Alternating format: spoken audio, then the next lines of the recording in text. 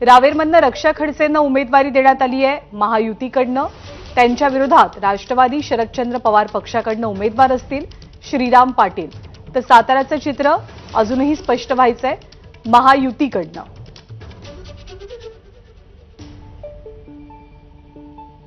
ज्यांना राष्ट्रवादी शरदचंद्र पवार पक्षाकडनं उमेदवारी मिळालेली आहे ते श्रीराम पाटील सध्या आपल्या सोबत आहेत।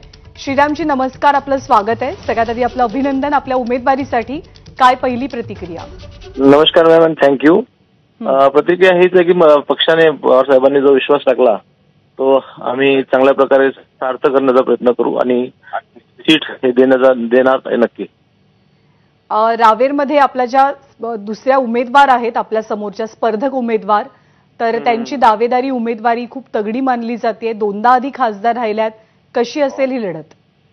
नाही, लढत ही बघा, लढत ही एक एथिकल्स असेल। माझ्या बाबतीत मी जनरली एक एथिक्स काम करणारा माणूस आहे असेल। याच्यामध्ये कुठलंही असं ताणाताणीचं राजकारण होणार नाही, परंतु मी फक्त विकासावरतीच बोलणार आणि माझा विकास एकच ध्येय आहे। मला कुठेही राजकारण हे वेगळ्या पद्धतीने करण्यासाठी मी इथे आलेलो नाहीये आणि रावेर लोकसभा मतदारसंघाचा विकास हा सर्व जनतेला माहिती आहे आणि जनतेला सुद्धा मी जनतेच्या जवळ 4 वर्षापासून संपर्कात आहे आणि हा जनतेचा विकास असेल, माझा विकास नसेल।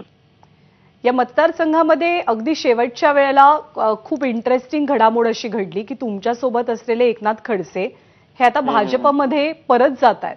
कसा किती परिणाम दिसेल या घडामोडीचा?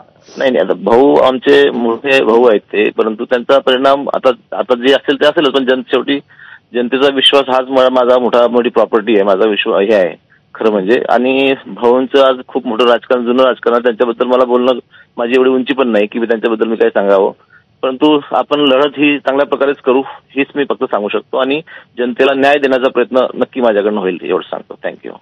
आभार आपल्या प्रतिक्रियेबद्दल। तर रावेरची आणि साताऱ्याची जागा कोण